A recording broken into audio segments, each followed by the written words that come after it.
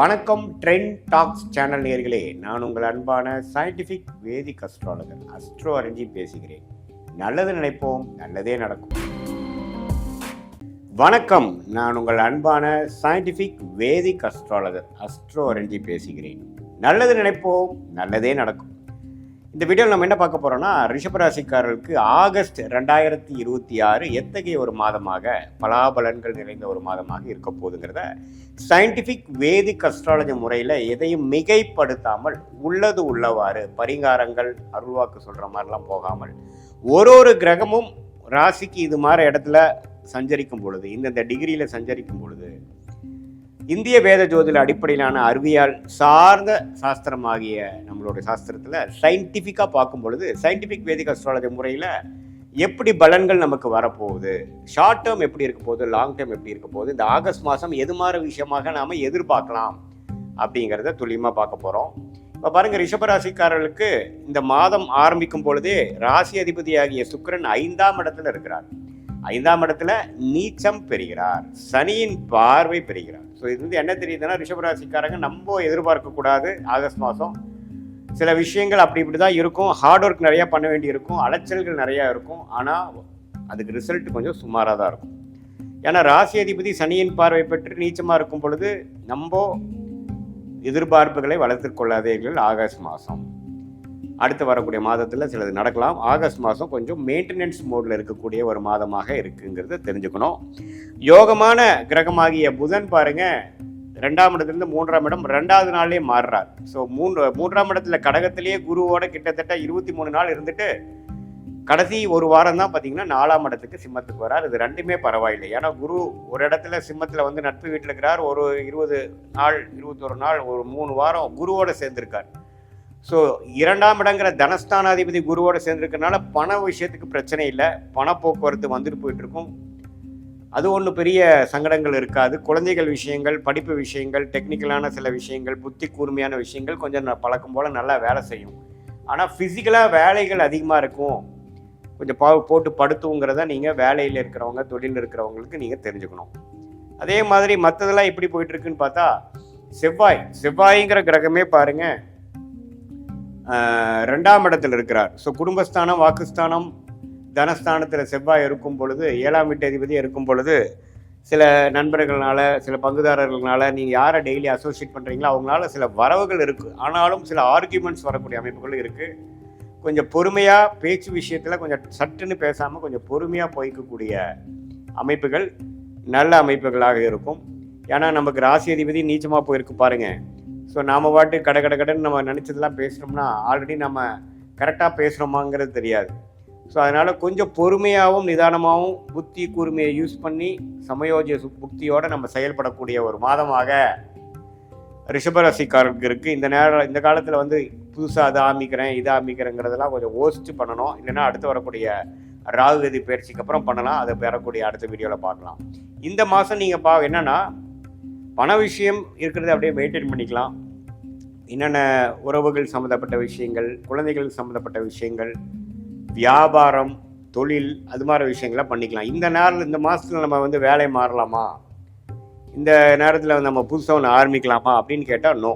ஏன்னா நமக்கு ராசி அதிபதி பலமாக இல்லை. ஸோ அதனால் இப்போ நம்ம எடுக்கக்கூடிய முடிவுகள் கொஞ்சம் பின்வளைவுகளை கொடுக்கக்கூடிய அமைப்புகள் இருக்கக்கூடிய அமைப்பு இருக்கிறதுனால கொஞ்சம் பொறுமையாக விவேகமாக, வேகத்தை காட்டிலும் விவேகமாக செயல்பட வேண்டும் என்பதை நாம் தெரிந்து கொள்ள வேண்டும். மற்றபடி பார்த்திங்கன்னா, குருவின் பார்வை 11ஆம் இடத்துல இருக்க சனிக்கு விழுகிறதுனால சனி 11 இருக்கிறது மிகப்பெரிய ஒரு சப்போர்ட்டு. அப்படி ஒன்றும் பெருசாக வாழ்வாதாரம் இழக்கிற அளவுக்கு மோசமாக இல்லை. ஏன்னா சனி 11லேருந்து குரு பார்வை பெறும் பொழுது அது சனி தசையே போயிட்டுருக்கக்கூடிய ரிஷபராசிக்காரர்களுக்கெல்லாம் இன்னுமே நல்ல பலன்கள் தான் இருக்க போகுது. அதனால் தவறு இல்லை. 5ஆம் இடத்துல சுக்கிரன் இருக்கிறனால இந்த காதல் விஷயங்கள், பெண்கள் விஷயத்துலலாம் இது கொஞ்சம் ரிஷபராசிக்காரர்கள் கொஞ்சம் கேர்ஃபுல்லாக இருங்க.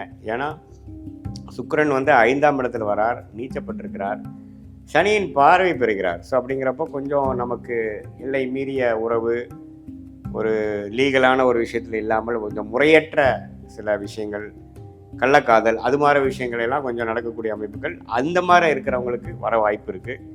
அதிலெல்லாம் கொஞ்சம் பிரச்சனை ஆகாமல் இருக்கிறதுக்கு கேர்ஃபுல்லாக இருக்கணும். ஏன்னா செவ்வாயின் பார்வையும் பார்த்தீங்கன்னா சுக்கிரன் மேலே விழுகிறார். சுக்கிரன் பார்த்தீங்கன்னா செவ்வாய் பார்வையும் பெறுகிறார், சனியின் பார்வையும் பெறுகிறார். அப்படிங்கிறப்போ உங்களுடைய ராசி அதிபதி ரொம்ப பாதிக்கப்பட்டிருக்கு. ஸோ அதனால் டக்குன்னு நம்ம முடிவு பண்ணி எமோஷன்ஸ்க்கு இடம் கொடுத்து உங்களுடைய விருப்பங்களை வந்து கொஞ்சம் கண்ட்ரோல்டாக வச்சுட்டு ரொம்ப இன்ஸ்டிங்டிவாக நம்மளுடைய விஷயத்தை வந்து போனோம்னா அதுக்கு சில பிரச்சனைகள் வரக்கூடிய அமைப்புகள் இருக்குது. கொஞ்சம் கவனமாக இருக்கணும். மற்றபடி பார்த்திங்கன்னா மாணவர்கள் நல்லா படிக்கக்கூடிய அமைப்பு, காம்படிட்டிவ் எக்ஸாம்ஸ் கிளியர் பண்ணக்கூடிய அமைப்பு, டெக்னிக்கலாக நிறையா விஷயம் கற்றுக்கக்கூடிய அமைப்பு, அதெல்லாம் நல்லா இருக்குங்க. அதே சமயத்தில் ஒரு கல்யாண விஷயங்கள், ஒரு அசோசியேஷன், ஒருத்தரோட சேர்ந்து ஒரு புதிய தொடர்பு வருவது, அது மாதிரி விஷயங்கள்லாம் வியாபாரம், அது மாதிரி விஷயத்துக்கு போய்க்கலாம். இந்த பெண்கள் விஷயங்கள், இந்த காதல் விஷயங்கள் மட்டும்தான் கேர்ஃபுல்லாக இருக்கணுமோ ஒழிய வியாபார விஷயங்கள்லாம் கொஞ்சம் நீங்கள் குருவின் பார்வை வந்து நல்லா இருக்கிறனால கண்டிப்பாக வந்து நீங்கள் ஒரு புதிய கான்டாக்ட் மூலமாக ஒரு ஆர்டர் எடுக்கிறது, ஒரு புதிய கான்டாக்ட் மூலமாக ஒரு ஜாப் ஆஃபர் நமக்கு கிடைக்கிற மாதிரி ஒரு இன்டர்வியூ அரேஞ்ச் பண்ணுறது, அது மாதிரி விஷயங்களாக குருவின் பார்வை 7ஆம் இடம், 9ஆம் இடம், 11ஆம் இடத்துல இருக்கிறதுனால கண்டிப்பாக சில லாபங்கள், சில நல்ல தொடர்புகளும் நமக்கு கிடைக்கும். ஸோ இதுதான் ரிஷபராசிக்கு ஓவராலாக பார்க்கும் பொழுது ஓரளவுக்கு கேர்ஃபுல்லாகவும் ஒரு பொறுமையாகவும் கவனமாகவும் இருக்கக்கூடிய அமைப்பு இருக்குது. அதே சமயத்தில் சில சிரத்தையான சில வேலைகளை செய்து சாதிக்கக்கூடிய அமைப்புகளும் இருக்குமே ஒழிய எடுத்துமா கவுத்தமானு போகக்கூடிய ஒரு முக்கிய முடிவுகள் எடுக்கிறதுக்கெலாம் வந்து கண்டிப்பாக நீங்கள் கேர்ஃபுல்லாக இருக்கணும்.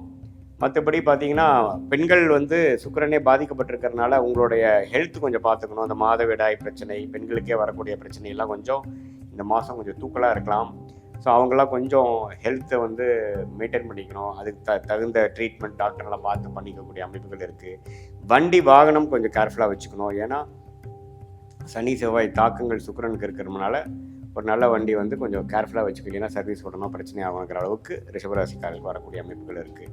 இது வந்து ஒரு பொதுவான பலனை தவிர உங்களுடைய பிறந்த தேதி, பிறந்த நேரம், பிறந்த உரை வைத்து வரக்கூடிய ஜென்ம ஜாதகத்தில் எப்படி உங்களை எந்த லக்னத்தில் பிறந்தீங்க, அந்த லக்னாதிபதி எப்படி இருக்குது, இப்போ என்ன தசைகள் போயிட்டுருக்கிறத வைத்து தான் துல்லியமான பலன்கள் வந்து இப்போ நம்ம பேசின பொது பலனோட சேர்த்து வச்சு பார்க்கும் பொழுது துல்லியமான பலன்கள் நமக்கு வரும்.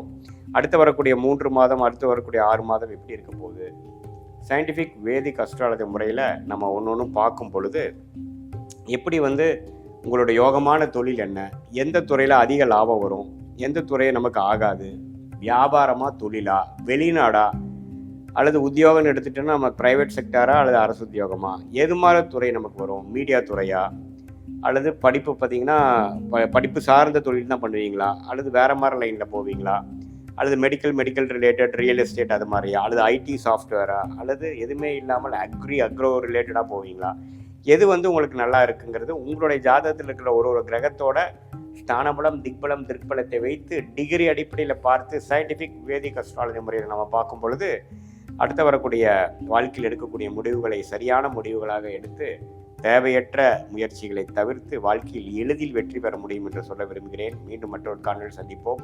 நன்றி, வணக்கம்.